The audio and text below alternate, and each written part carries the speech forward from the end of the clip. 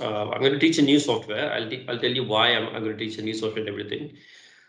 Before that, before we go there, I think we already discussed about a few things such as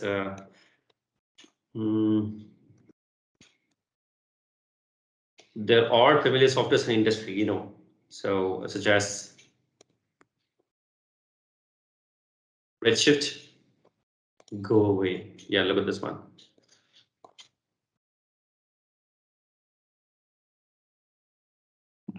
So this is a Redshift render engine. This is a render engine where look at that. Most of these days architectural and feature films they are making with this Redshift. Okay, look at the quality there. So usually I love Redshift these days because the amount of quality that this Redshift produce is much higher than what Arnold is producing. Okay, so the industry is shifting towards Redshift. Okay, so this is one render engine. You can see their demos or other things in any of the online things. You could see that. Okay, Redshift. This is one render engine. I can just go back to Redshift and yeah, look at the qualities here. So this Redshift, it's really good. It's a good one. Then the other famous render engine was there. You could see that Octane. It's also another famous render engine. Then we have where is that? We have V-Ray. We have V-Ray render engine. It's usually produce an awesome output. V-Ray. Okay, V-Ray always produce an awesome output. This is a Redshift, and look at the Redshift outputs. They're always stunning outputs there. Redshift. I really like that. Then we have Octane. This is Octane. Then we have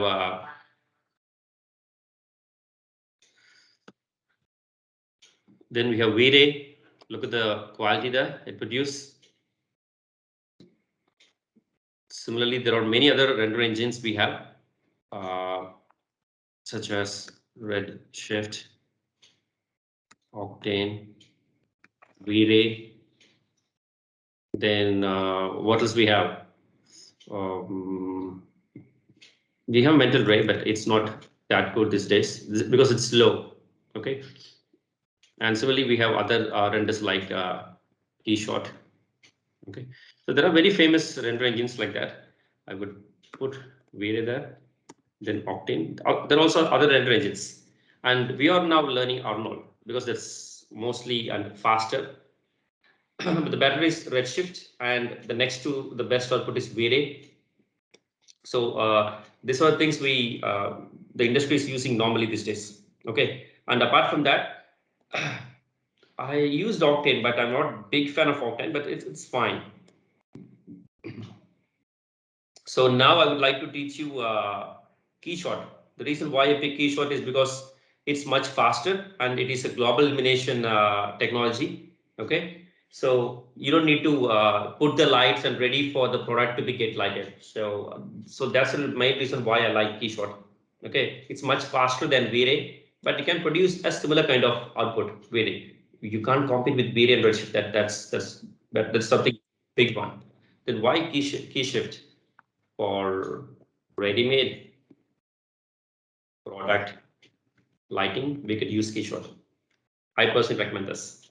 If you ask me, sir, can we use this for our assignments in J component? Yes, you can use this for your J component.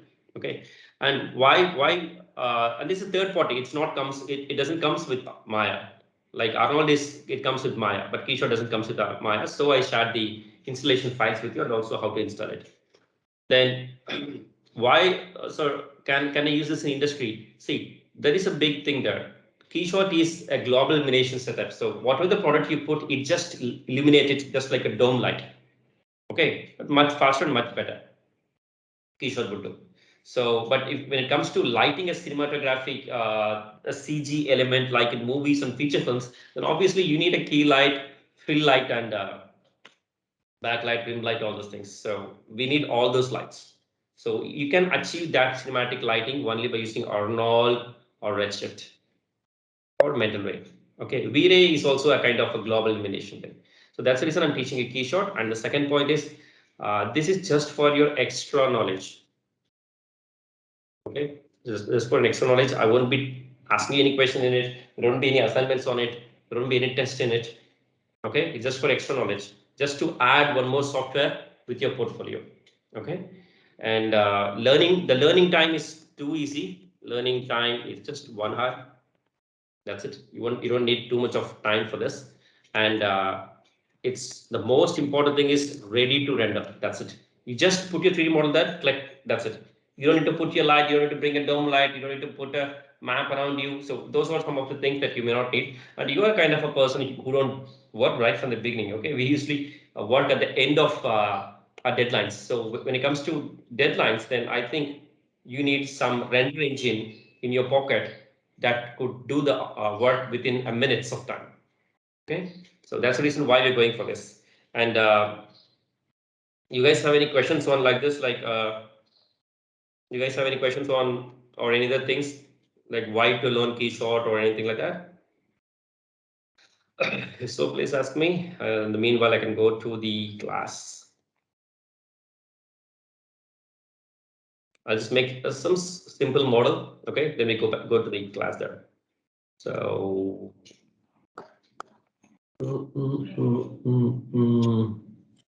Okay. For cube.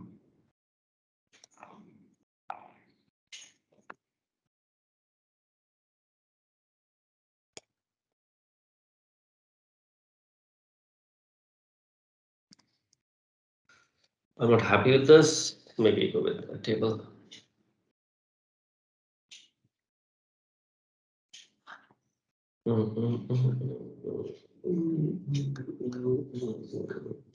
No, I think I go with something on my own.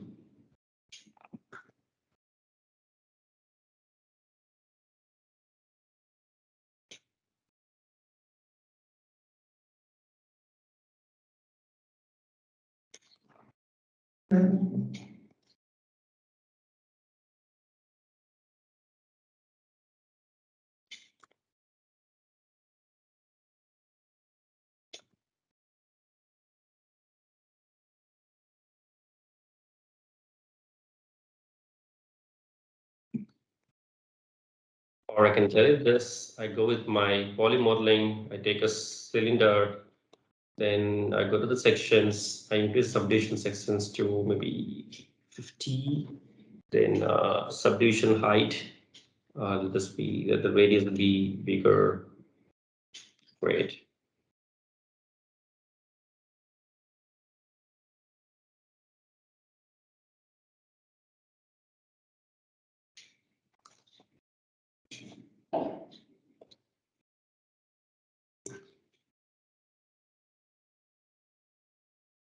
Actually go to the edges. Let me select all the edges here. I take my selection tool, I select all the edges here, and I hold the Ctrl Shift, select all the edges.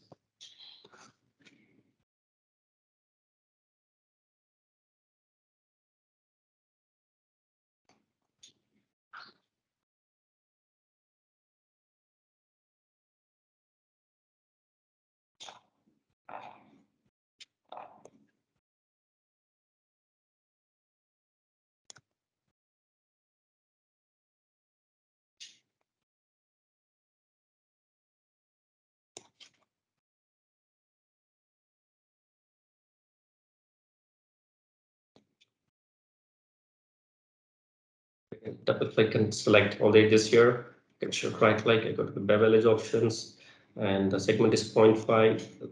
I think I can go with 0.2, and the segments can be 3. The bevel, great. Double click, control right click to edges to edge flow.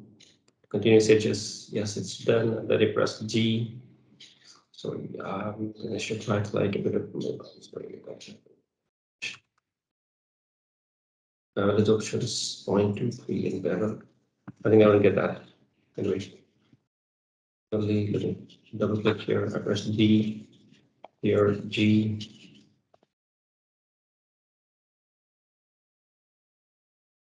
From here. Let me just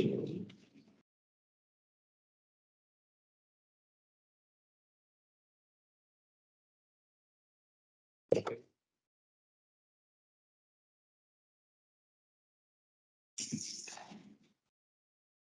Then let me just put my top view again. Let me take a cylinder, put that there. Press R. Go here. What is the divisions we gave? It's of 50, and I think that works.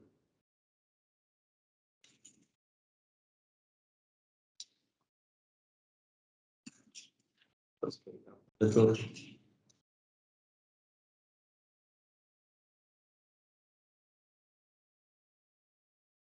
D to look at this is a little bigger. Top view, white shaded, or do something like this. And this, and should select that. Like I go to my, it's all done. I could just put this there. Press R.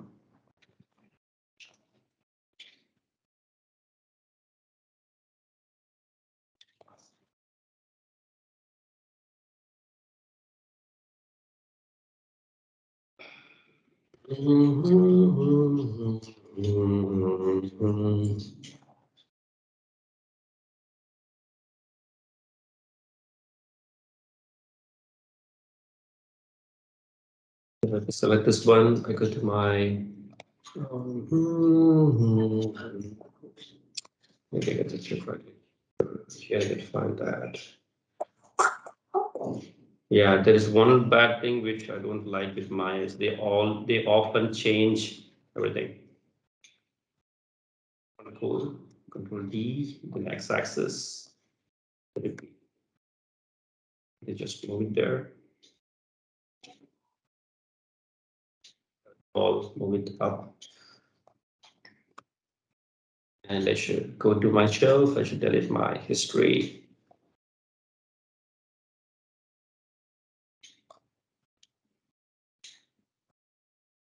Something wrong here.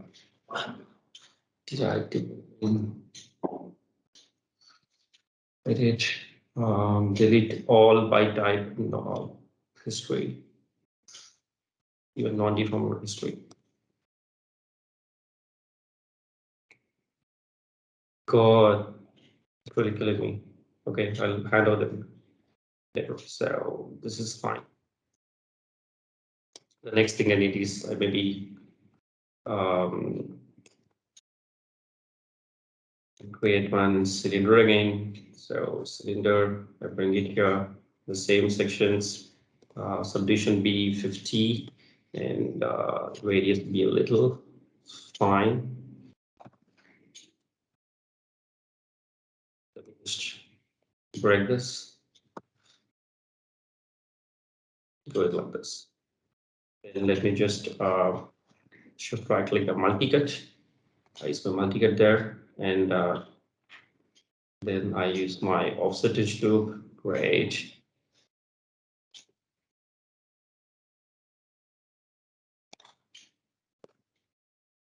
Like no, go with my R. So I could just shift. Great. Then I select. Let me just select the stop faces. So try to select them.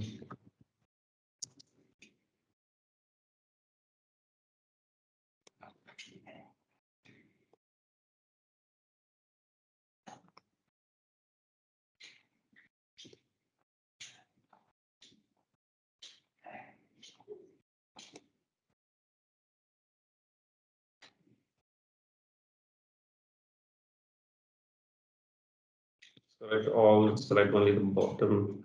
Then here I will want this.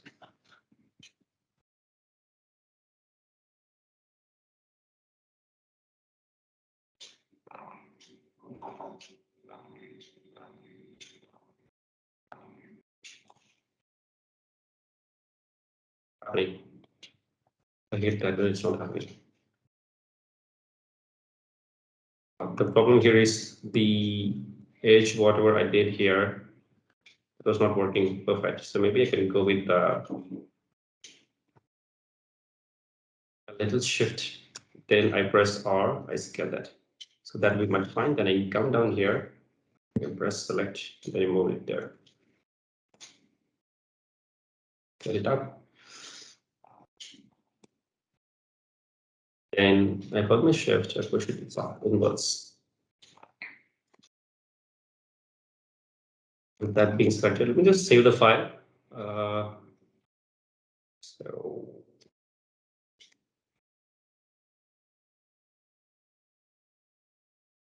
select this, right click, double edge, select this, G, G, G, G.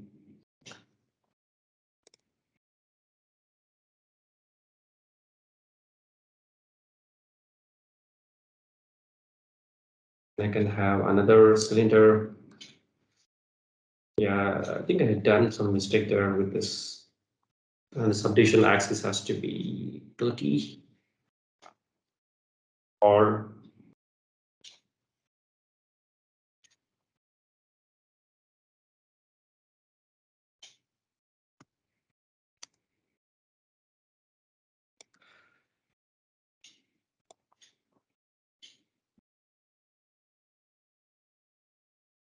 usually no one would do that.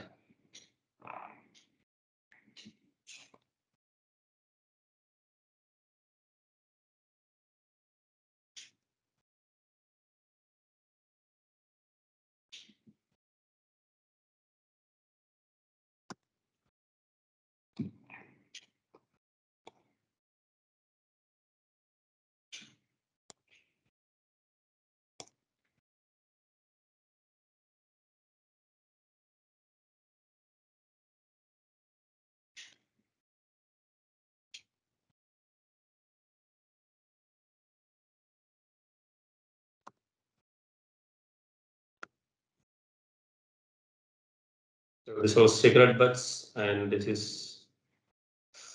is your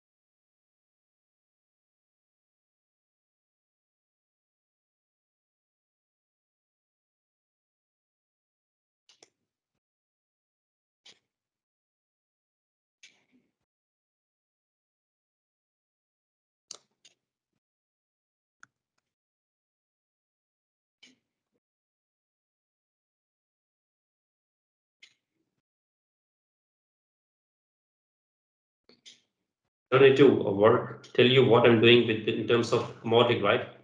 So since it's not a modeling class, I'm not telling you what I'm doing here. Yes, sorry, unless I would have tell you what I'm doing here. So don't mistake me for that. And for some reason, I have some few problems there. So maybe I can just select them all. I can go to my mesh display. I can just confirm, or I can just mesh display, reverse them. Then again, I could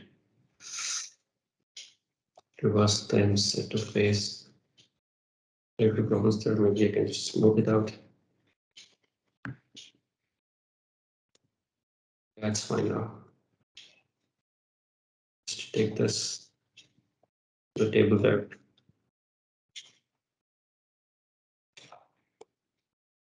And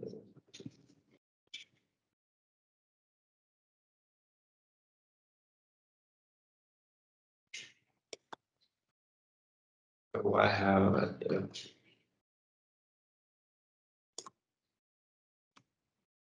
it's fine. I can just put another one, topple it down on let be minus 90 and a little bit. Let this be on the table there and push it in the y-axis. It's done.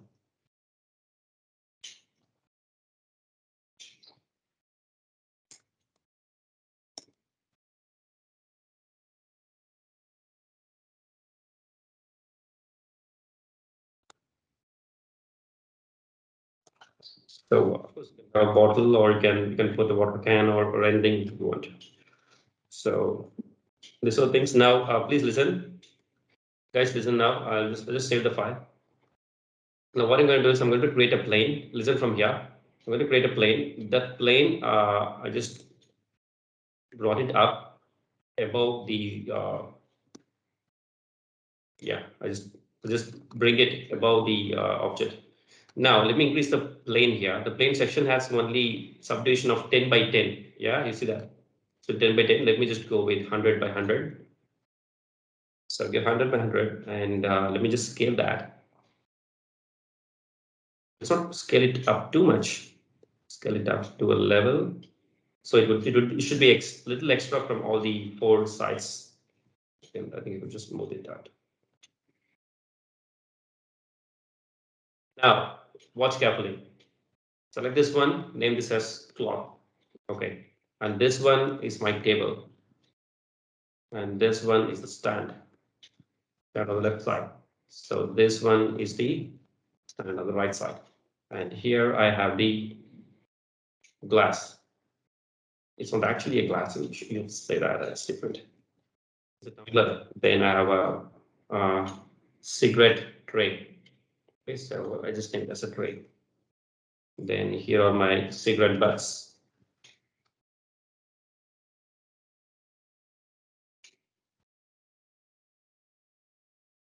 You just name the same name. Maya would fill it with I named it as Buddhas. Okay, fine, whatever. That is fine. And this area, in this area, I can just I want to extract this as a separate shape, so I can apply on it. Maybe I can shift right click, select the face, then let me go with the extract faces, separate extract faces. That's it. This is a separate face. Okay. And similarly here, the bottom one I can separate, shift right click, I can just extract. Now the bottom is also a separate shape there. So this is my table bottom. And this is my table glass. If that is glass, then this is cup. And this is also a cup. See, it renames cup one. You don't need to type cup one there. Okay, my scene is ready now. Let's go there. Let's save the scene. Now this is the cloth. Okay, now after this, listen carefully. I'll be doing just two steps. Number one, go to FX. Okay, select this cloth. Go to N cloth there. Under FX, there is an N cloth. Go here and choose create N cloth. That's it. Just select this plane, create N cloth. Done. Now the second one, select these objects. Now go to N cloth. Give create passive collider. That's it. You select the cloth, give N cloth. Now select this object, give create passive collider. It's done. Just two things we did. Now what is next? Now go to your animation preferences. Go to your animation preference at the bottom, right bottom, click, and set your time slider. Time slider by default it is check whether it is play every frame. Just scroll under time slider. You should see the playback as play every frame. It should not be 25 frames. It should be play every frame. It is already play every frame, so I don't have a problem. I just hit save. Now the time frame shows it's only 200 frames are there. I would like to bring 500 frames, 500, enter. Okay, just hit 500 in the inside. Okay, the outside, even if you give 500 on the outside range, and if you give 100 here, then you could see only 100 range. Maya can show you only 100, 100, 100, 100 ranges. So I want 500 frames, and I want all the 500 frames to be visible in my timeline, not just 100. So I gave 500 here also. Now, with this being done, just save the file and play. Tick, tick, tick, tick, tick, tick, tick, tick, tick, tick, tick, tick, tick, tick, tick, tick. Yes, you can reduce the polygon count from 100 to 50 also if your system can't handle it. Look at that. Oh my God. You see that?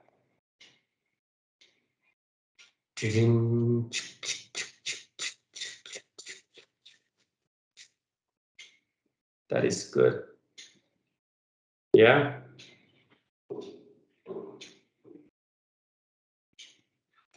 Yep. So for some reason, if you feel that you don't want this, it is heavy for you, then you can select and you can reduce this into 50. But I don't recommend you to do this after end clock. After you apply end cloth, don't do that. That would really spoil the shape. Okay, you should have done it before you apply end cloth. Okay, so 100 is too much. Maybe I can select this and delete everything. Okay, then I can create again with a less polygon count. Then I can do it. So don't worry about it. Let's create another polygon and reduce that. Now I just move this little away from the table. Yeah, little away from the table like this.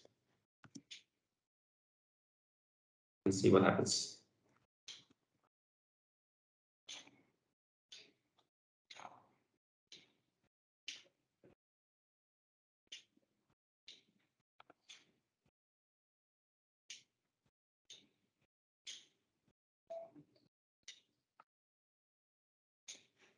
That, yeah, that's really a good effect, right?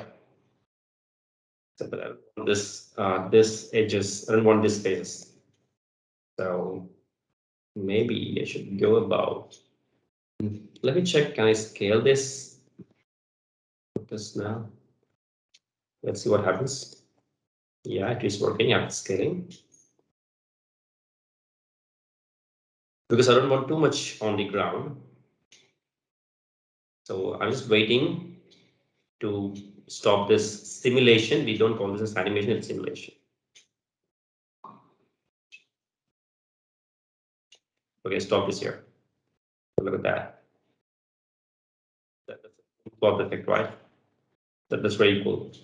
Maybe I would do a little extra on the dice. Now play this again. Because I'm doing nothing. I just select the cloth. I give create end cloth. Then I select the objects on which it has to collide. Then I give passive colliders. That's it. Look at that.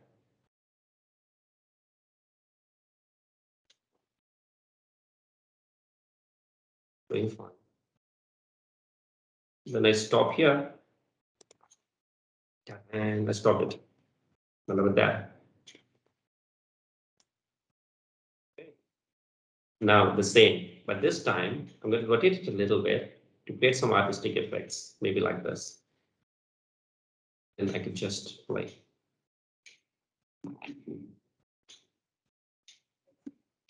Let's see how the simulation works. It's simulation, guys, it's not animation.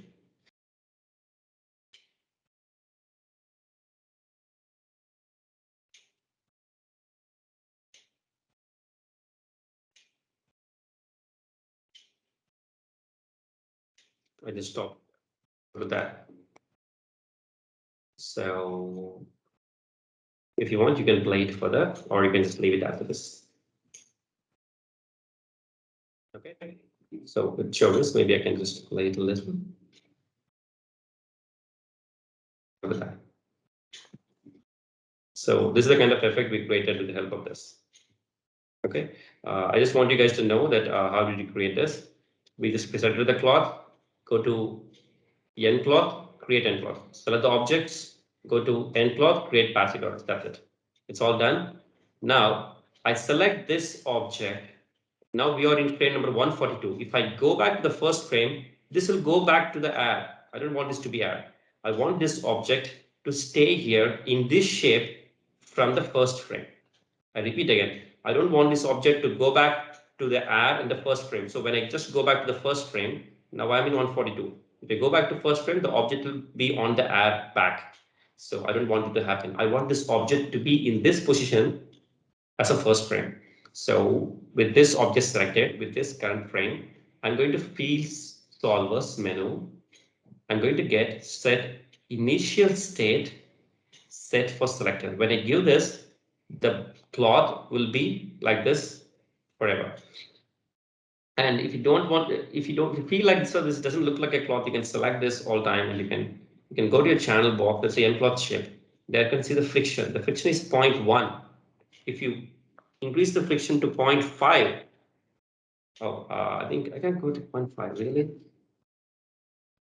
Oh, the friction is the maximum is 0.1. Then maybe 0.05. Oh, that's something wrong there. And maybe I can just bounce friction. Can I increase the friction there? Yeah, the friction can go from 0 to 1. So yeah, I gave friction 0.6 now. Let's play this. Let's see what's the friction is going to do. Before it was 0.1 and now we gave 0.6 friction. So if the friction is high, it'll behave mostly like a real cloth. Look at that.